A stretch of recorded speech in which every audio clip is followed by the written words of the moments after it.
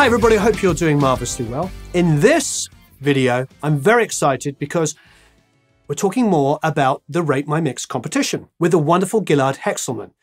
But this is even better still. As you know, when we do these Rate My Mix competitions, we usually get the producer or the engineer or the mixer to talk about the multi-tracks.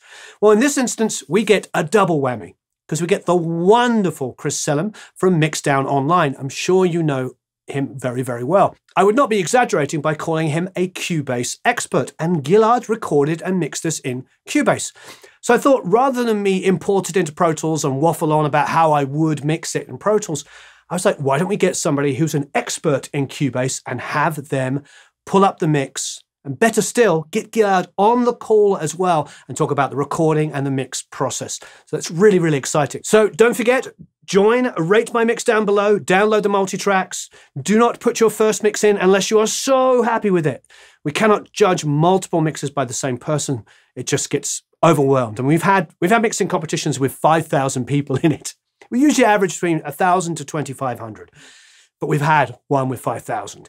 So we have to listen to everything, and it's non-stop. As they come in, we listen. And it's super, super important that you are happy with your mix or remix before you get it to us. So thank you, Selim, and of course, Gilad, for this incredible video that's about to come. This is the track Long Away From Home.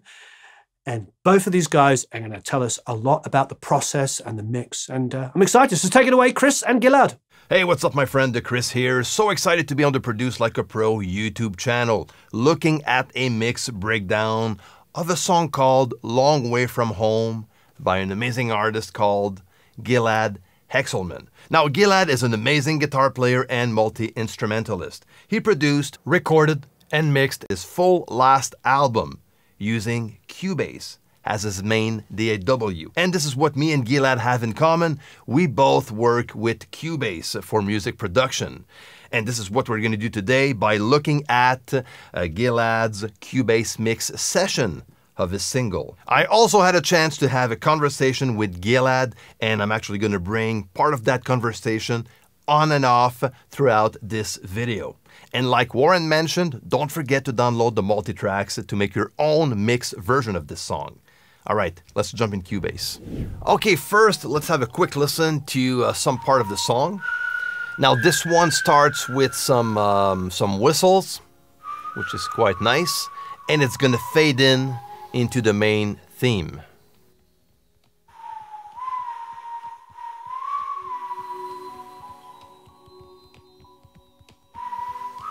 Percussion's coming in.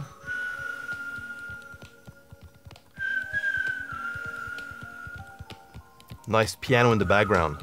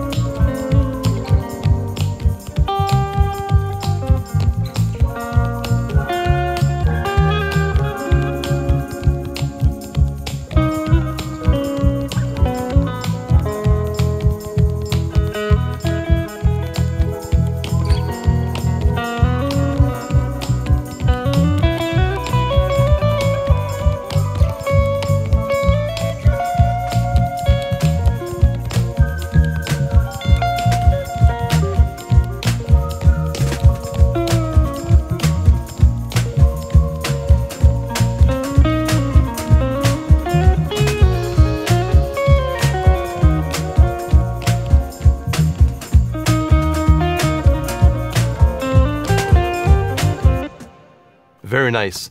So I'm going to encourage you to go listen to the full song. You can find the song on Spotify or your favorite streaming service, or simply download the tracks. The link, again, is down below. Now, before we go further, I asked Gilad to tell me more about this song. Yeah. So A Long Way From Home, one of those songs that came, like the song itself, I just wrote it really pretty quickly. Like there wasn't a lot of thinking or editing to do. It was kind of like I said with the guitar, I had this idea, okay, hit record on like my phone, and then you know, let the composition kind of come out and not tell too much what to do. And came really, really fast.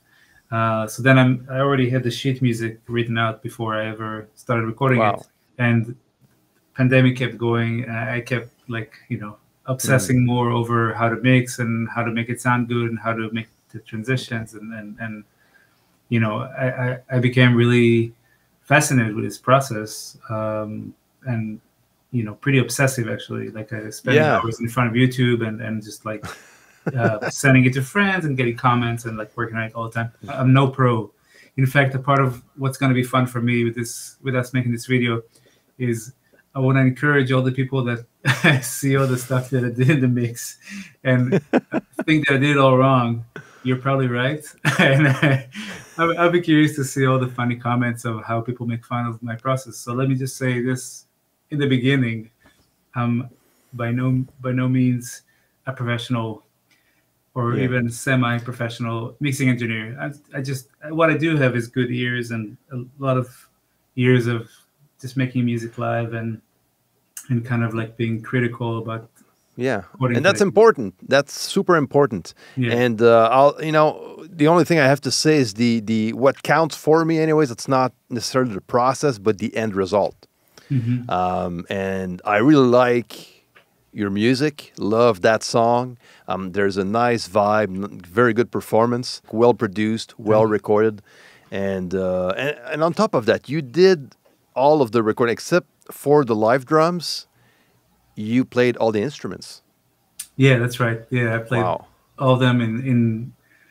So when we were in Tel Aviv for that year, the beginning of 2020, we were just kind of going from sublet to sublet. So that when I told you the other day, like that recording has like several bedrooms that I randomly happen to be in, and you know, it's kind of like, it's nice to know that this bass was recorded in this room, that exactly. Tambourine was recorded in that room, etc. Now, the first thing I did with Gilad's session was to add a marker channel right on top.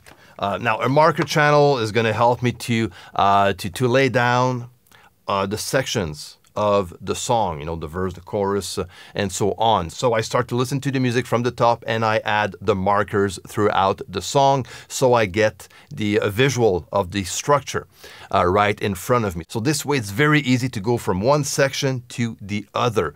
And I have it right here on top. And as you can see, it stays static at the top of my project window, which I do by clicking on this divide track list that we have here in Cubase.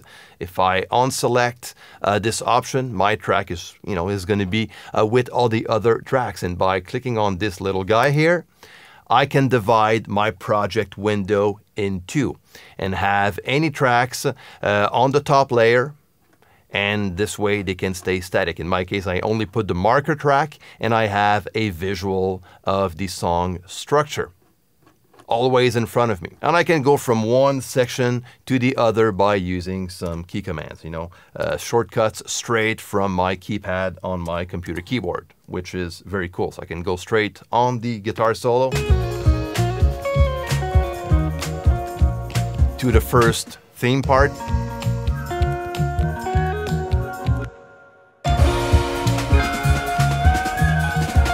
I want to go straight to the end.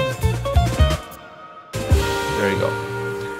So if we look at the guitars, first we have the main lead guitar, which is the guitar playing the melody, the main event of the song. This one has 4 channels, which are 4 microphones miking the amp. What Gilad did on this one was to add a plugin called Auto Align, or M Auto Align, that I never worked with. Now I'm using the demo since I don't own that plugin. And that plugin is actually fixing phasing issues, within a source that was mic'd with different microphones on the same take. So it will align those channels together so you can get rid of phasing issues if that was a problem on the recording stage. And this what seemed to be happening here according to what Gilad told me. Yeah, because I saw them on your guitars also. Exactly, yeah. So 4 channels, probably way too much. I could have probably gone with 2 channels and make it sound just as good, if not better. But I You know, was learning as I went. I would say exactly. that. Honestly, I never worked with Auto Align, so heard some good stuff though. So I'm gonna Yeah, have to it's experiment a a great bit. tool. It's a great tool, Yeah, especially if things are not recorded professionally, and they definitely weren't. It was that just can be a lifesaver. completely. Your guitars, you just mic'd an amp, or did you record some stuff with virtual instruments, virtual guitar amps? Yeah, no virtual guitar amps. On like basically always. I really like the interaction between a guitar and an amp. Like I think that the virtual instruments are they're fun. The virtual amps, but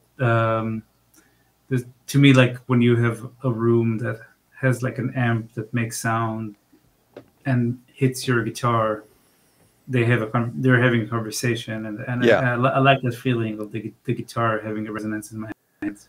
So always with an amp, always with mics on the amp, and sometimes I'll have direct out as well, just for kind of having an extra color that I can use. Then all those channels, the guitars, the 4 guitar channels, are routed into a main stereo group channel, which is basically a bus channel. And this is where most of the processing is happening. Like the EQ, there's an auto pan also.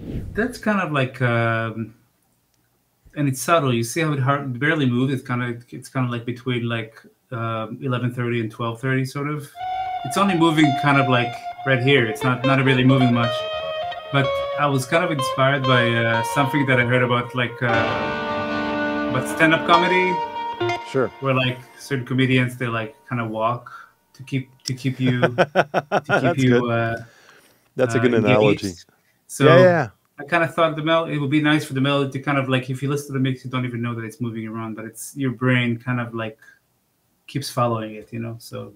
And as far as the other guitars goes, we have a Telecaster right here when the full band, like the full theme, comes on.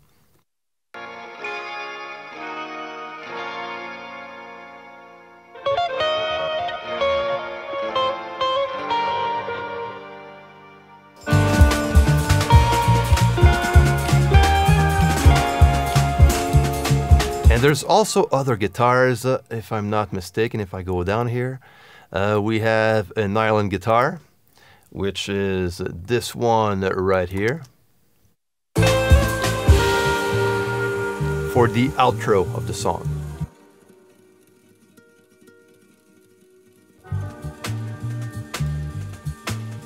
And we also have an acoustic guitar. So recorded twice, panned left and right. So I'm gonna bring those guitars right up next to the other guitars. So, all those guitar tracks can stay at the same location on my project window. Next, there's a bass channel.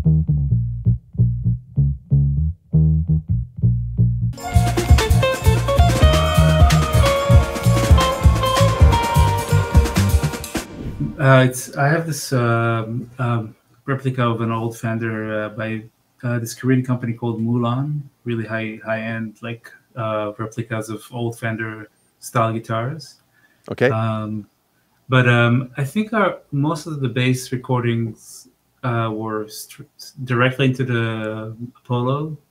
Okay, straight in the Apollo. I think so, and like maybe I even used like their SVT. Bass amp emulator. Okay. I think that's what I did for most of them. And we also have a bunch of percussions.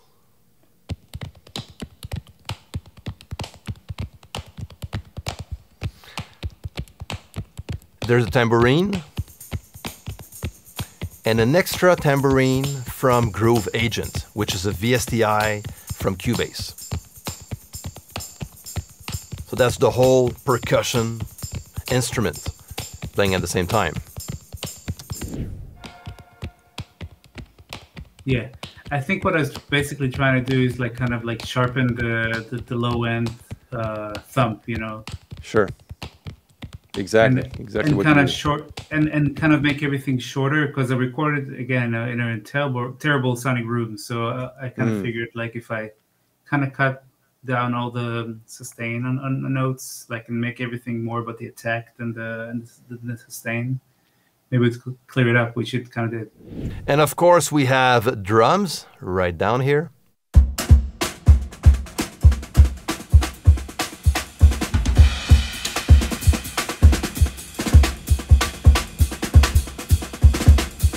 So 2 kick drums, snare top, snare bottom, which is going into a snare group. We also have 2 room mics. We have a overhead group channel for the left and right overhead. 1 tom, a low tom. That again was recorded in a professional studio, and that is the only instrument that Gilad didn't play. Everything else is played by Gilad himself, which is quite amazing. And these are actually good sounding drums, I have to say. And the playing is impeccable. Incredible drummer. You know, and that does a lot on a mix. You know, the performance of a song is a key element when recording music, and it makes mixing way easier and gives way better results. And, you know, we have the proof right here. Everything on this record, Farstar, is basically recorded at home, except for the drums, which I felt like I didn't have the tools or the knowledge to really record drums well. So, and I used one of the greatest drummers of our time, Eric Harlan, to play on it. So I didn't want to waste a session with somebody like him on, like, my rookie, for sure, my rookie self. So we went into the studio, GSI, who Eric is actually a partner in that studio, and then we recorded it. I like what Gilad did with the ambience, the reverbs and stuff. So there's a lexicon here.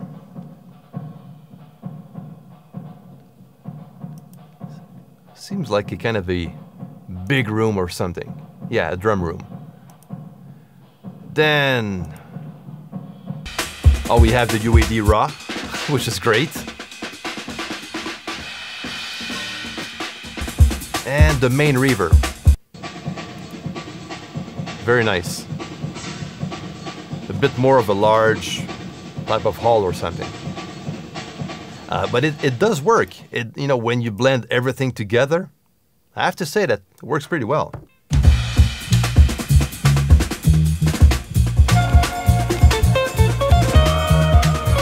Then I want to look at this guy here, which is a piano.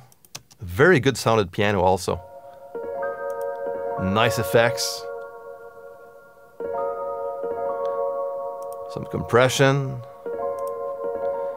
A sketch cassette. And a stereo imager by Ozone. Then this is going into this reverb, which is the Lexicon 224 by UAD. That's the UAD version. And there's a lot of that reverb throughout the mix, you know, on most of the reverb channels. Gilad is using this specific reverb, which is a great reverb. So now we have like that very nice space vibe to the piano. And something cool that was done also, since that piano is, you know, going for most of the song, Gilad wanted to be careful on how that piano was interacting with the lead guitar. So he added a sidechain compressor, which is the compressor that we have on that piano, triggered by Gilad's lead guitar. Okay, so if I click on this compressor here that is straight on the piano channel, I can see on top that this one has the sidechain activated. And by clicking on the sidechain routing icon, I can see that the guitar group is sending the signal to that sidechain. So if I go straight on that channel, which is this one right here, I can see that a signal is sent to the sidechain of the compressor that is on the piano channel.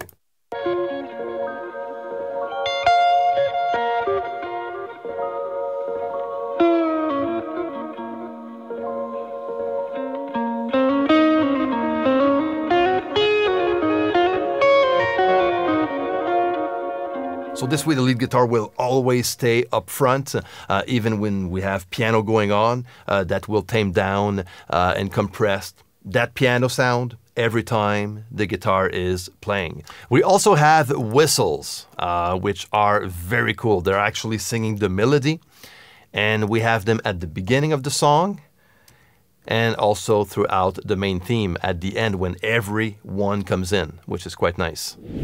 Yeah, so it's like you see how it's chopped up because my intonation is not so great whistling, so I had to kind of like select. And this, and this is before I knew how to use lanes well, so I just basically like kind of chopped it up. Okay. And I kind of like the fact that it's still slightly out of tune. Because it creates this like eerie effect. Totally. And what I like about the beginning is that the harmony is not clear. Like you hear a melody that sounds like it's pretty tonal, but then that little synth, that high-pitched synth that kind of spreads around, kind of tells you like a little bit of the harmonic story, which is surprising at times. Then we have kind of a synth or something. Yeah. Mm-hmm. It's very low in the mix. It's very low in the mix, but if you hear it at the beginning, when it's just a whistle, it kind of it has the feeling of like it exposes the harmony. So like if you listen to just the whistle at the beginning, go back to the top, you'll hear how like there you go. And then so that's when it's a little weird. Like you think you know what's gonna happen harmonically, and then it's a different sound. You're right. Very tasteful. Thanks, man. Now, something I like to do in Cubase that I want to show you if you're a Cubase user is the L option here, which is the listen option that we have on a channel. And I use this to monitor the effect of a channel, an effects channel track, to check how the reverb sounds like on its own or the delay and so on. Like for example, if I look at this channel right here, this is special. It's an effects channel track where we have the raw plugin by UAD, which is a guitar distortion pedal of some sort. And Gilad did something pretty interesting here. That UAD raw is a nice, I think if I used, it seems like I used it. It's a nice way to, the UAD raw. It's right here. The replica of the ret pedal. And I'm pretty sure I use it for the snare drum, would be my guess. For a lot of stuff, actually. Snare and the guitar. And it's kind of like... That's interesting. In this one, you can really hear the conversation between the guitar and the snare. That one again? In solo? So that's the effect only, without the dry end. That's only the effect, right? Exactly. Yeah. And like, it just... Like, you don't really notice that there's like pretty heavy distortion on those channels because like I use it so low in the mix. But it kind of makes those two things that the main things on it are the snare and the guitar, and they both kind of shine through it, you know, that it kind of helps them shine through the mix. Now to set this up, what I did from the control room in Cubase, if I open my right zone, I have the control room, which is a tool that I work with all the time when I mix or record in Cubase. So I always output everything through the control room. And this is going to allow me to do a bunch of different stuff. And if I look here on the main tab, I have the listen, which is set up to after fader listen mode. And what I did here is I brought the listen level to 0 to unity point, and I brought the listen dim to infinities, to 0. So I don't have any dimmed signal. So this way I can monitor what's coming out of this channel just by clicking on that little listen button here, which is very cool.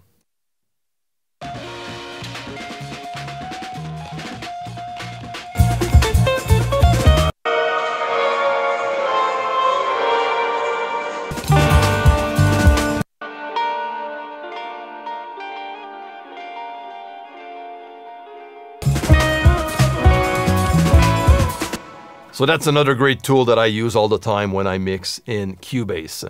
Now, I want to look at the mix bus that you have right here. So everything is going into your main mix bus. Was there a specific reason why you have some of the plugins that are post-fader and some other pre-fader? Or not necessarily? Yeah. I mean, I think yes. Like I didn't want for some stuff. I didn't want the level on the fader to change how hard it's hitting like a compressor and that kind of stuff. But I honestly probably in this case some of it could have been in either and it would have been the same. Again, a lot of it was kind of a guessing game for me. Like just kind of like let me or not even a guessing game, but kind of like just moving it from here to there and saying like, I think that sounds better. So if someone is wondering what we're talking about here is that green line and you see the colors of the plugins that are blue and orange. So whatever is on top is pre-fader and post-fader is at the bottom in orange. And that line is going to determine which one is which. Right. Yeah. And so like if you...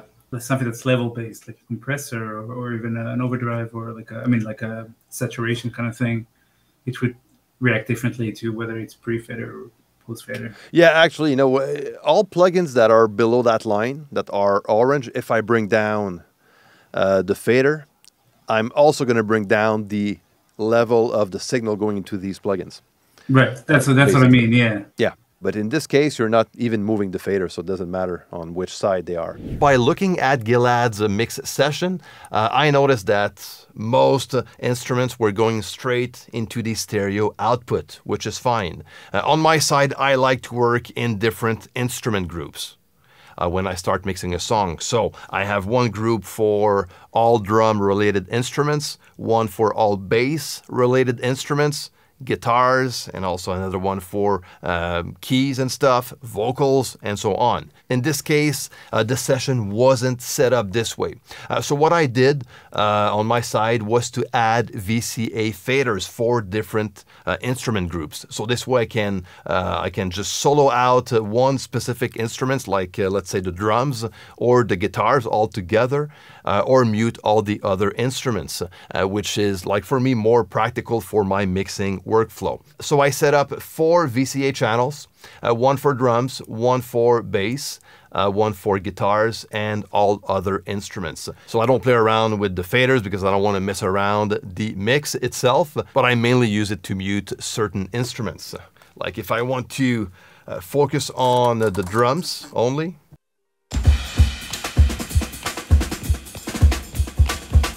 there you go.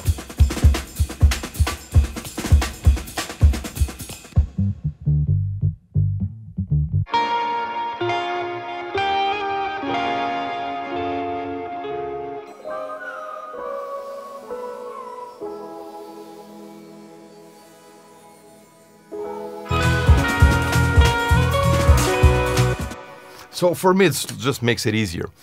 So this is the stuff that I added on this session, so I can go through the mix in a more efficient way for my workflow anyways.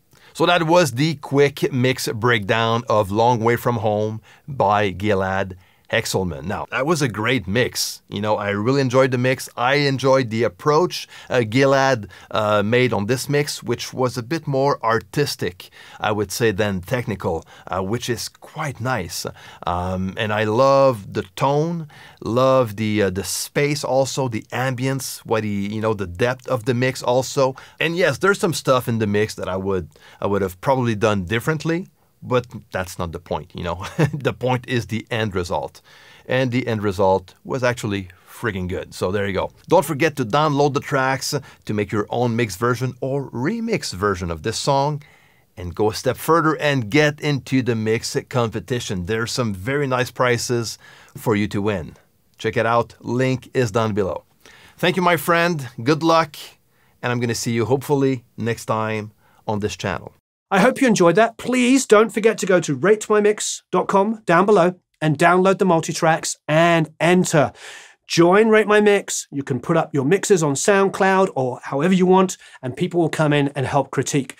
And when you send them to us, make sure you're really happy with them. We can't judge multiple mixes from the same person. It's just too overwhelming. So make sure when you send it, you absolutely love it. Thanks ever so much for watching. So long, farewell, ad wiedersehen, au revoir, adios, tutsins, sayonara, goodbye.